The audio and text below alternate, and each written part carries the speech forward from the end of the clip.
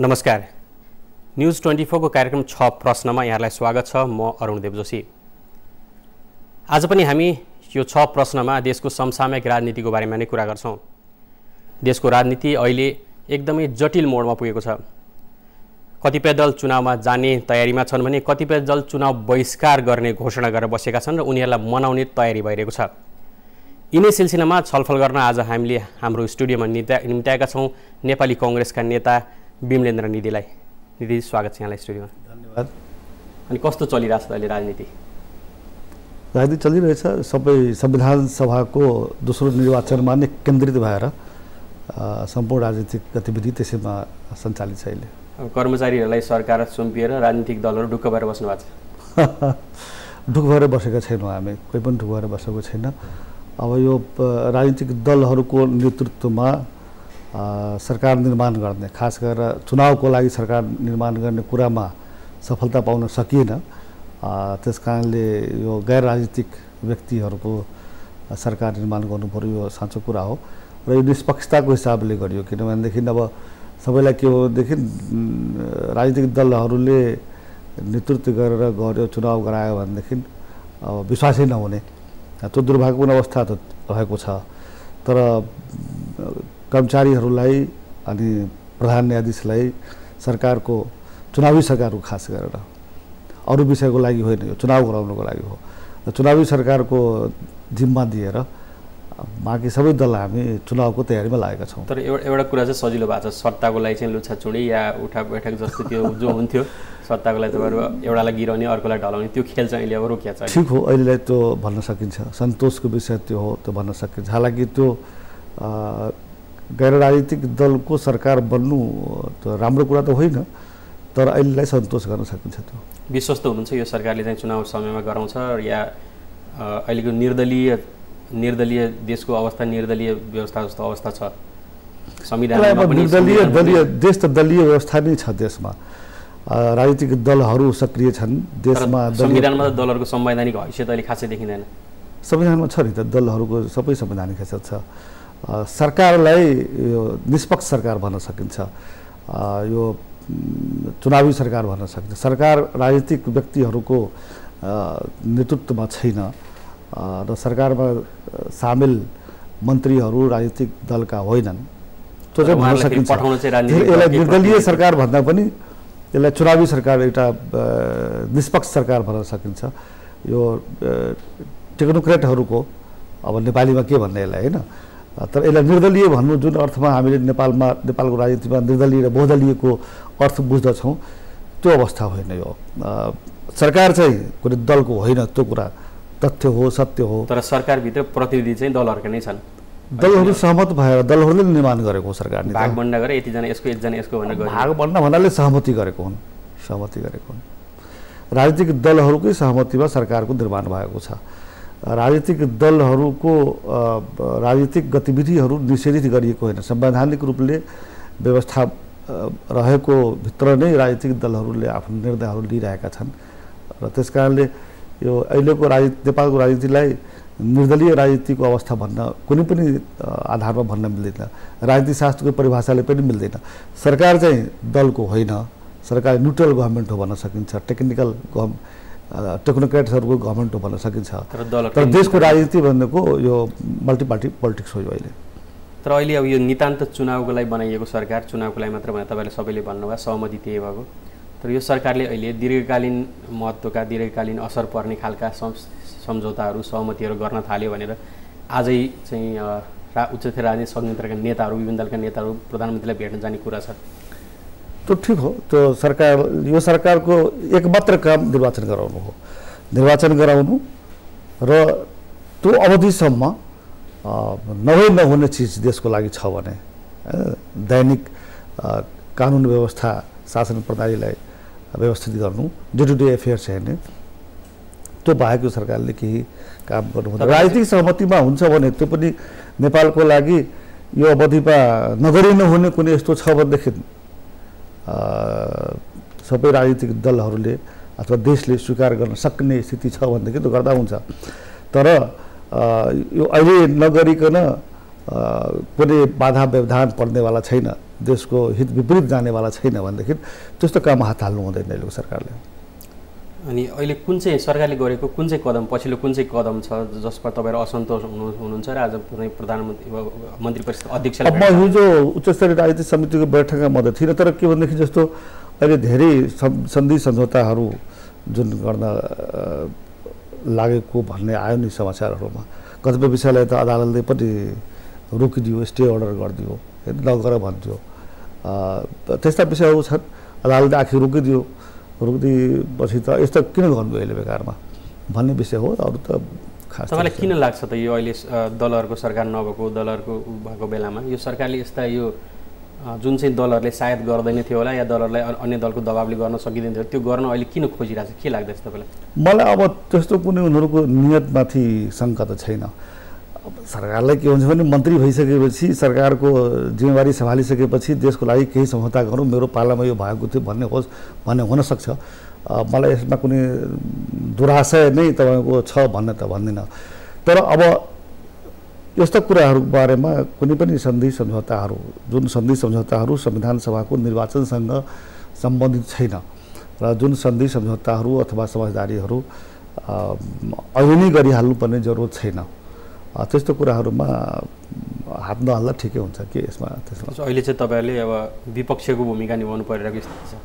विपक्ष छैन, हामी सबै यो बडो रमाइलो छ। सत्ता पक्ष कि विपक्ष भन्ने नि एउटा ठुलो प्रश्न। मलाई भन्नुहुन्छ भनेदेखि म त कतिपय हाम्रो पार्टीका साथी र नेताहरू सहमत हुनुहोला कि नहुनुहोला, म त सत्ता पक्ष भन्छु, म विपक्ष भन्दिनँ अहिलेलाई।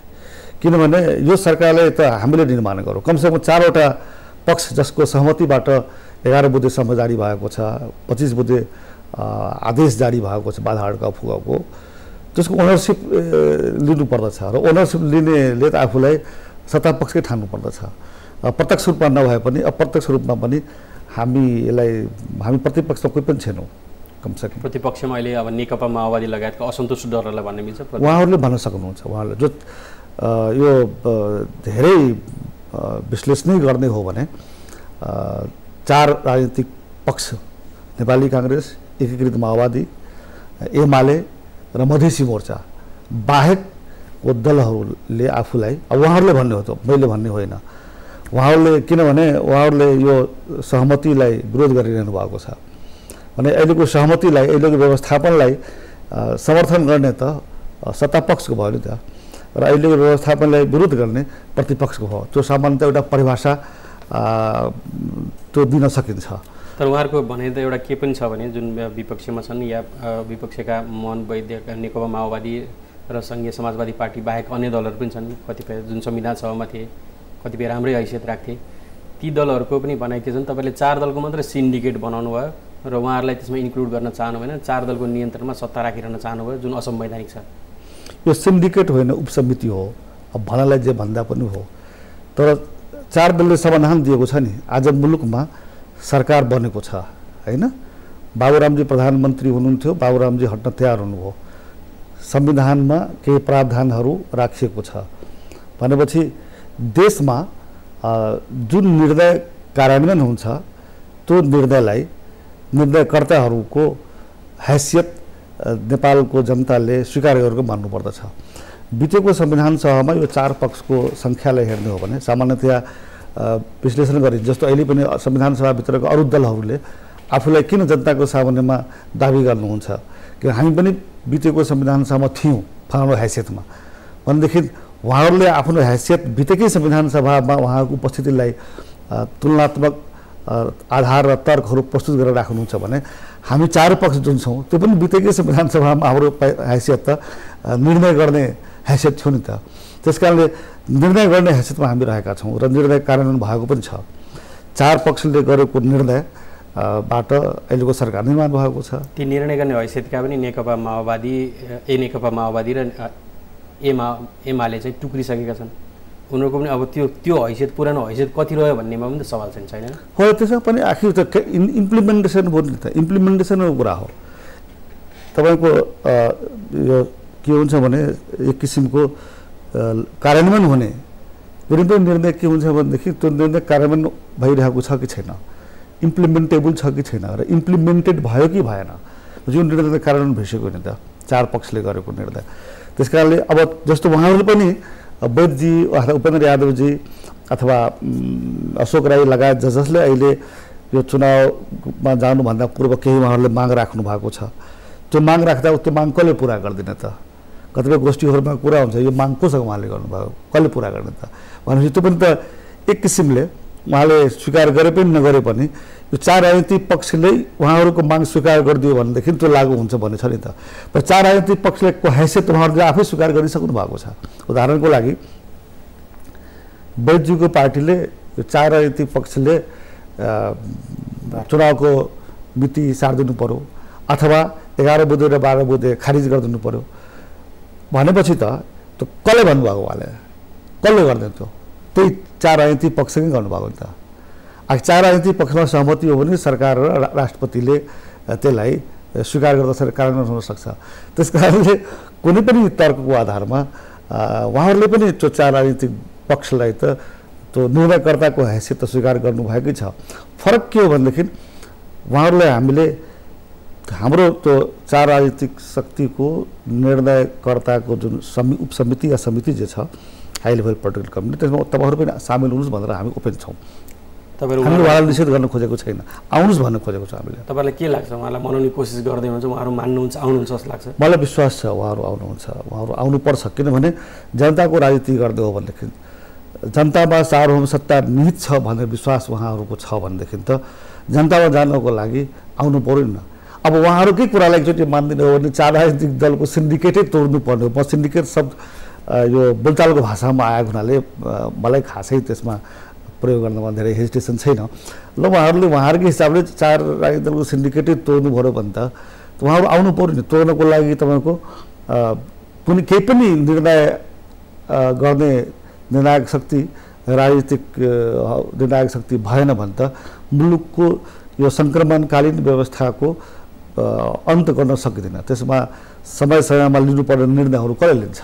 कि त भन्नु पऱ्यो राष्ट्रपतिले एक्लै जे निर्णय लिन्छ त मान्नु पऱ्यो, राष्ट्रपतिलाई सम्पूर्ण अधिकार छोडिदिनु पऱ्यो, राष्ट्रपतिलाई पनि अधिकार नदिने। अनि तपाईँ उहाँहरूलाई मनाउनलाई उहाँहरूको त्यो मागहरू जुन छन्, गोलमेज सम्मेलन 11 बुधेकै उनीहरूको खारेजी या यिनीहरू सबै मान्न तयार हुनुहुन्छ?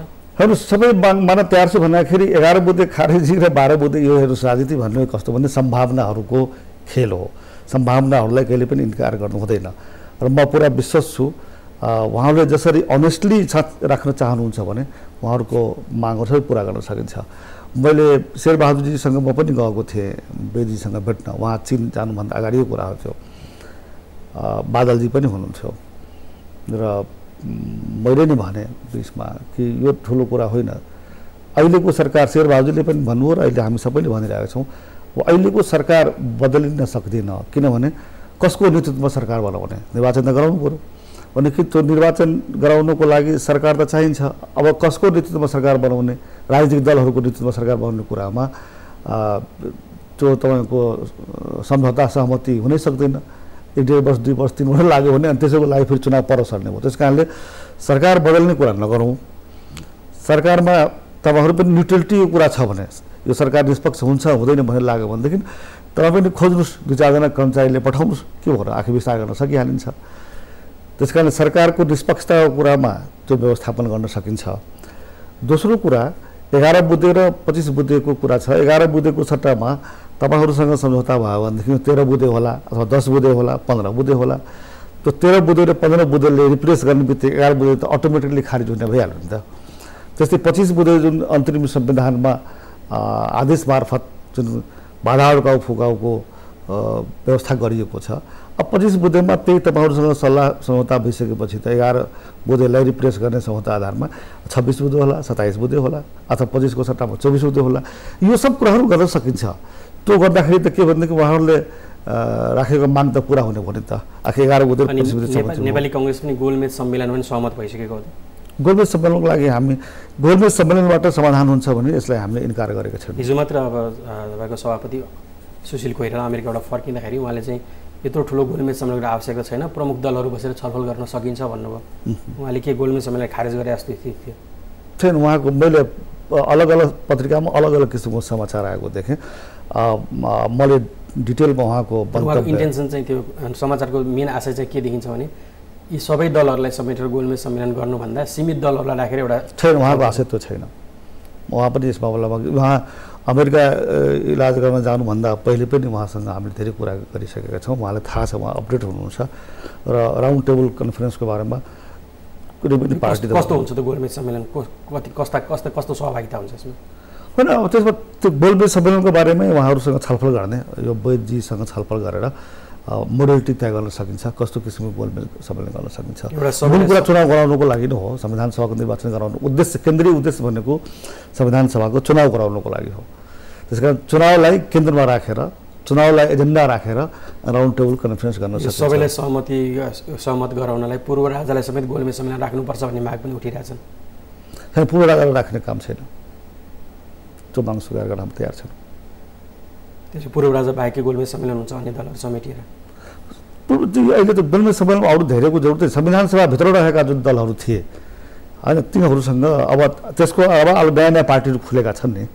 अब अहिले प्रमुख रूपमा नेकपा माओवादी पार्टी जसको नेतृत्व बेजीले गरिरहनु भएको छ, त्यस्तै तपाईँको मधेसी जनअधिकार फोरम जसको नेतृत्व उपेन्द्र यादवजीले गरिरहनु भएको छ, र त्यस्तै सङ्घीय समाजवादी पार्टी जसको नेतृत्व अशोक राईले गरिरहनु भएको छ। यसका अलावा अरू अब सिपी मण्डालीहरू जो सुरबहादुर थापाको पार्टी छ, पशुपति शमशेरको पार्टी छ, उहाँहरूको पार्टी जो पहिलेदेखि नै यो प्रोसेसमा हामी सम्झाउँछौँ, उहाँहरूलाई राखेर मतलब यो चुनाव निर्वाचन आयोगमा दर्ता भएका 139 सारा दल चाहिँ यसमा हुँदैनन्, त्यो पक्का छ? अब मलाई लाग्दैन अब त्यो सबै दल अब त्यस्तो कुराहरू गर्छ, तर प्रमुख रूपमा एउटा नागरिक समाज भनेर के प्रतिनिधित्व त्यस्तोको व्यवस्था हुन सक्छ? होइन, अब अहिले दलहरूको गोलमेज सम्मेलनको कुरा मात्रै हामीले कुरा गरेको छौँ, उहाँहरूसँग छलफल गरेर यो कुरा टुङ्गो लाग्न सक्छ। यस्तो कुनै पनि किसिमको हामीले गोलमेज सम्मेलनका सहभागिताको बारेमा सोच्नु हुँदैन। अब कसैलाई निषेध गर्ने, फलानालाई निषेध गर्ने, फलानालाई राख्ने भनेर अहिले नै छुट्याउनु उपयुक्त हुँदैन। तर मूल कुरा के हो भने संविधान सभाको निर्वाचन गराउनको लागि जो आवश्यक छ ती दलहरूको प्रतिनिधित्व, ती पक्षहरूको सहभागिता त्यसमा हुनुपर्दछ। अनि के हुन्छ त्यो गोलमेज सम्मेलनले अब भविष्यमा निर्माण हुने संविधानको लागि न्यूनतम के सहमतिहरू गर्छ त? यस्तो खालको संविधान पनि यो सबै कुरा अहिले नै सोच्ने भन्ने कुरा होइन। मूल कुरा के भनेदेखि अब गोलमेज सम्मेलन गरौँ न त भनेर उहाँहरूको भनाइ हो। अब गोलमेज सम्मेलनबाट संविधान त बन्दैन अहिले, तर त्यसको के एउटा संविधान बनाउने प्रक्रिया, सहमतिहरू, संविधान बनाउने प्रक्रिया जुन हो नि, प्रक्रिया भनेको संविधान सभा नै हो। त्यस कारणले संविधान सभाको निर्वाचन, संविधान सभाको गठन संविधान सभाको निर्वाचनद्वारा गर्ने प्रक्रिया हो, और त्यसलाई ध्यानमा राखेर नै त्यसको लागि आवश्यक काम कारबाही जे गर्नुपर्छ त्यो गर्ने हो। त्यो विगतका संविधान सभाले पनि धेरै काम त गरेछ। संविधान सभाले त लगभग काम सिद्ध्याएको, मेन दल मुख्य पार्टीहरूमा सहमति नभएरै संविधान सभा विघटन हुनु परेको भन्ने त त्यो अब जगजाहेरै जस्तो भइसक्यो। त्यो विगतमा संविधान सभाले गरेका कामहरू भविष्यमा आउने संविधान सभामा के हुन्छ? होइन, विगतमा भएको संविधान सभामा जति कामहरू छन् त्यो संसदको संविधान सभाको सचिवालयमा सबै तपाईँको दस्तावेज आधिकारिक रूपमा राखिएको छ। सबै संविधान सभा सदस्यहरूले के बोल्नु भएको छ त्यो राखिएको छ। संविधान सभाभित्र रहेका जति पनि विषयगत समितिहरू, उपसमितिहरू छन्, अन्तिम बेलामा संवैधानिक समिति र संवैधानिक समितिले गठन गरेको विवाद समाधान उपसमिति, यी सबैको काम कारबाहीका दस्तावेजहरू राखिएको छ। त्यो हाम्रो त ऐतिहासिक सम्पत्ति हो त्यो, र त्यसलाई आधार बनाएर त्यसबाट लिएर पनि हामीले अब अर्को संविधान सभाको निर्वाचन भइसकेपछि संविधान बनाउने काममा ती आधारहरू पहिला भइसकेका सहमति, पहिला भइसकेका निर्णयहरूलाई चाहिँ त्यो यथावत राख्ने चाहिँ हुन्छ। त्यो त संविधान सभाले निर्णय गर्छ। जस पहिले भइसकेको प्रमुख दुईटा निर्णय जुन छ नि, एउटा नेपाल सङ्घीय लोकतान्त्रिक गणतन्त्र नेपाल हुनेछ, नामै परिवर्तन गरिसक्यो, त्यो त निर्णय भइसक्यो। संविधान सभामा भएको मैले के भन्ने गरेको छु भने 4 वर्षको संविधान सभाको सम्पूर्ण काम कारबाहीलाई हेर्ने हो भने दुईटा शीर्षकमा विभाजित गर्न सकिन्छ। संविधान सभाले गरेका निर्णयहरू र संविधान सभाभित्र भएका तपाईँको छलफलहरू, बहसहरू, दुईटा शीर्षकभित्र हो। संविधान सभाको निर्णय तपाईँको दुईटा मात्रै छ, जुन 15 गते सुरुमै भएको थियो। त्यो के भनेदेखि राजतन्त्रको अन्त गरेर गणतन्त्रको कार्यान्वयन भइसक्यो भनेदेखि अब अर्को कुरा दोस्रो निर्णय के भन्नु कि नेपालको नाउँ चाहिँ अब सङ्घीय लोकतान्त्रिक गणतन्त्र नेपाल हुनेछ भनेपछि अब बन्ने संविधान सङ्घीय लोकतान्त्रिक गणतन्त्र, धर्मनिरपेक्षता पनि छ त्यसमा, सबै छ त्यो छ। त्यस कारण यी कुराहरू जुन छन् त्यसमा त्यो निर्णय यथावत रहन्छ र त्यही निर्णयको आधारमा नै संविधान बन्दछ। त्यसमा ढुक्क भएर आउने निर्वाचनको तयारीमा हुनुहुन्छ? एकदम बिल्कुल हामी ढुक्क छौँ। अब विवाद त धेरै छन्, अझ पनि क्षेत्र निर्धारणको एउटा प्रमुख विवाद अहिले छ, त्यसको लागि आयोगै बनाइएको छ ताहिर अली अन्सारीको नेतृत्वमा। उहाँले काम गरिरहनु भएको छ, छलफल सुरु भयो, अब चाँडै रिपोर्ट आउँदैछ। यो विवादमा चाहिँ नेपाली कङ्ग्रेसको के छ धारणा? जस्तै कि मधेसी दलहरूले चाहिँ विशेष गरी तपाईँ आफै पनि मधेसबाटै आउनुहुन्छ, जुन सिटहरू बढ्छन् त्यो मधेसतिर बढ्नु पऱ्यो, किनभने मधेसको जनसङ्ख्या आधारमा पहिला पनि मधेसले चाहिँ जायज सिटहरू पाएको छैन र अहिले पनि त्यो आधार जनसङ्ख्या बढिएको छ, मधेसतिर चाहिँ बढाउनुपर्छ भन्ने छ र त्यो 240 भन्दा बढाउनु पाउँदैन भन्ने एउटा सिलबन्दी पनि लागिसकेको छ। यस्तो अवस्थामा कसरी चाहिँ यो विवाद सुल्झिन्छ? यो प्राविधिक रूपले जटिल छ। अब पहिलो संविधान सभाको बेलामा जसरी जुन सिद्धान्त दुईटा आधार लिनुपर्छ भन्ने नेपाली काङ्ग्रेसको छ, दुईटा आधार भन्दा आधार त एउटै हो, संविधानमा जे व्यवस्था छ त्यही अनुसार गर्ने हो। अहिले अर्को व्यवस्था हामी के गर्न सक्दैनौँ। संविधानमा के व्यवस्था छ, अब त्यसमा 240 भित्रै आएर जनसङ्ख्या वृद्धि भएको आधारमा संविधान सभाको लागि निर्वाचन क्षेत्र पुनर्निर्धारण गर्नुपर्दछ भन्ने छ। संविधानमा अब कुनै पनि जिल्लाबाट कम्तीमा एकवटा हुनैपर्छ भन्ने एउटा मान्यता छ। नट ओन्ली द्याट, अर्को मान्यता संविधानमा के छ भनेदेखि 205वटा निर्वाचन क्षेत्र रहेको बेलामा एउटा जिल्लामा जतिवटा निर्वाचन क्षेत्र थियो त्यसलाई घटाउन पाइँदैन, त्यो पनि संविधानमा लेखिएको छ। त्यस कारण त्यसलाई पनि घटाउन मिल्दैन। सँगसँगै के पनि भनेको छ भनेदेखि नयाँ जनगणनाको आधारमा पनि हुनु पर्यो। बितेको आधार के छ भनेदेखि जस्तो 240वटा निर्वाचन क्षेत्रलाई पहिलो संविधान सभाको बेलामा मधेसको 20वटा 22वटा कति जिल्ला छ त्यसमा तपाईँको 116वटा तय गरियो र पहाडी क्षेत्र र हिमाली क्षेत्र उच्च हिमाली क्षेत्र गरेर पुरै 124वटा तय गरियो। त्यसको आधार के भनेदेखि मधेस र पहाडमा लाई दुई विभाजित गरेर दुईटैको जनसङ्ख्याको अनुपात के हो त्यसको आधारमा गरियो। त्यो सिद्धान्त लागू भयो। त्यस कारणले अहिलेको संवैधानिक प्रावधान अनुसार पनि र पहिलो संविधान सभाको बेलामा अवलम्बन गरिएको मापदण्डको आधारमा पनि जनसङ्ख्या वृद्धिको आधारमा यसरी मधेस र पहाडमा वितरण गर्नुपर्दछ भन्ने छ। त्यस आधारमा जाने हो भनेदेखि मधेसमा अब जस्तो अस्ति निर्वाचन क्षेत्र निर्धारण आयोगले पार्टीहरू बोलाएको छ। नेपाली काङ्ग्रेस तर्फबाट म गएको थिएँ संविधान सभाको त्यो हलमा, सानो हलमा। त्यसमा उहाँहरूले जुन तथ्याङ्क प्रस्तुत गर्नुभयो त्यसमा 50.समथिङ मधेसको जनसङ्ख्या अहिले रहेको छ भन्नुभयो र 43.समथिङ पहाडको क्षेत्रमा, 6.7 हिमाली क्षेत्रमा। भनेपछि अब त्यसलाई हिमाली क्षेत्र र पहाड क्षेत्रको एउटा क्याटेगोरी भयो, मधेसको अर्को क्याटेगोरी भयो र जुन अवलम्बन गरिसकिएको छ अहिलेको संविधान अनुसार त्यो प्रणाली के हो भनेदेखि मधेसमा यदि 50%, 50.3% कति प्रतिशत छ भनेपछि 50% मान्ने हो भनेदेखि त 240 को 50 भन्यो 120 भयो। भनेपछि 120 त मधेसमा हुनु पर्यो, 120 यता हुनु पर्यो। अब यो तर गर्नलाई बडो गाह्रो छ, कुन जिल्लालाई घटाउने कुन जिल्लालाई बढाउने।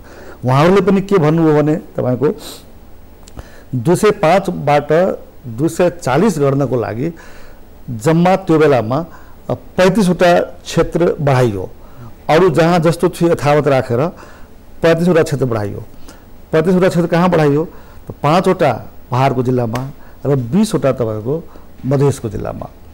अब यसरी 20वटा मधेसको जिल्लामा तपाईँको 28वटा निर्वाचन क्षेत्र वृद्धि गरियो र 5वटा पहाडको जिल्लामा 7वटा क्षेत्र वृद्धि गरियो।